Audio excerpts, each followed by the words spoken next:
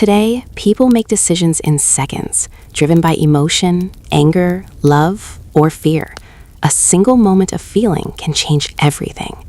But in 1900 America, one man learned a powerful truth the hard way. Emotions can mislead, but reason can save lives. In the summer of 1900, in the small but rapidly growing town of Pittsburgh, Pennsylvania, a 30-year-old man named Thomas Keller worked as a railway signal operator. His job was simple in description, but enormous in responsibility. Every day, trains carrying hundreds of passengers and tons of cargo depended on precise signals to avoid deadly collisions. Thomas was known as a reliable worker, calm, disciplined, focused. But, like every human, he had emotions. And one day, those emotions nearly cost everything. Thomas lived a modest life. He shared a small home with his younger brother, Daniel, who had recently moved to the city looking for work. Daniel was energetic, ambitious, but often impulsive.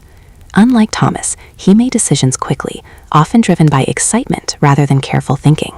Despite their differences, the brothers were close. One evening in late August, after a long day at work, Thomas returned home to find Daniel unusually quiet. Sitting at the small wooden table, Daniel avoided eye contact. "What's wrong?" Thomas asked. Daniel hesitated before speaking. "I made a mistake," he said. Over the next few minutes, Daniel explained everything. He had gotten involved in a risky deal with a group of men promising quick money through transporting goods illegally using railway connections. At first, it seemed harmless, but things had escalated quickly. Now they expected Daniel to help manipulate railway timing, something that directly involved Thomas's job. Thomas felt a surge of anger. "You agreed to this?" he snapped. Daniel lowered his head. "I didn't think it would go this far." That night, Thomas couldn't sleep. His mind was filled with emotions, anger at his brother, fear of consequences, and a deep sense of responsibility. If he helped, he could protect Daniel from immediate danger. But if he interfered with railway operations even slightly, the consequences could be catastrophic. In 1900, railway accidents were not uncommon and often deadly. Thomas knew this better than anyone. The next morning, while walking to his station, his thoughts were racing. Emotion told him one thing: help your brother, protect your family. But something deeper, quieter, told him another: think about the consequences. At the signal station, Thomas stood before the large mechanical control system, levers and switches that determined the movement of trains across miles of track. That day, a critical situation developed. Two trains were scheduled to pass through a shared section of track within a narrow window of time. It required precise coordination. A small delay or miscalculation could lead to a collision. And that was exactly the moment Daniel's associates had chosen. A man approached Thomas discreetly during his shift. "Just delay the westbound signal by a few minutes," he said quietly. "That's all." Thomas's heart pounded. It seemed like a small change. Just a few minutes. No one might even notice. Emotion spoke loudly. "This will save your brother." But reason spoke louder. "Hundreds of lives depend on this." Thomas stood frozen for a moment, his hand hovering near the signal lever.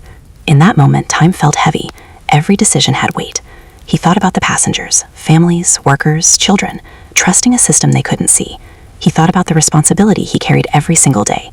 And then he made his choice. Slowly, he stepped back from the lever. "No," he said firmly. The man's expression hardened.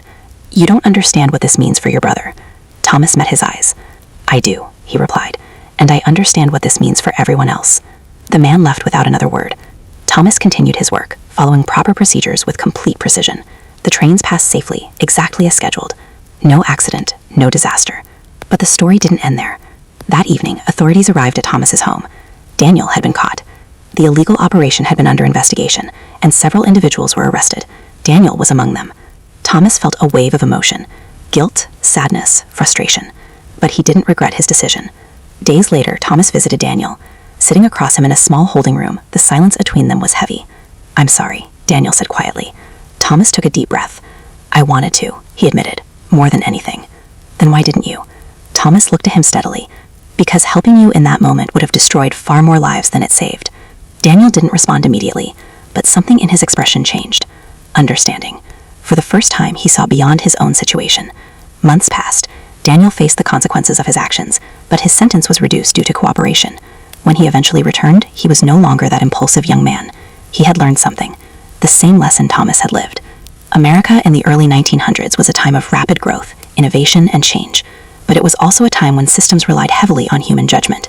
There were no automated safeguards, no digital controls, only people. and their decisions.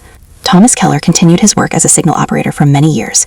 He was respected not just for his skill, but for his integrity. People trusted him because they knew one thing. He didn't make decisions based on emotion alone. He thought. Years later, when asked about the most difficult decision he had ever made, Thomas gave a simple answer. The moment I had to choose between my heart and my responsibility. Today, we live in a world where emotions often drive quick decisions. Anger leads to words we regret. Fear leads to choices we later question. Even love, when uncontrolled, can push us into dangerous paths. But more than a century ago, in a small railway station in America, one man proved something timeless. Emotions are powerful, but they are not always right. Because when you learn to judge life not just with your feelings, but with your conscience and reason, you don't just make decisions, you make the right ones.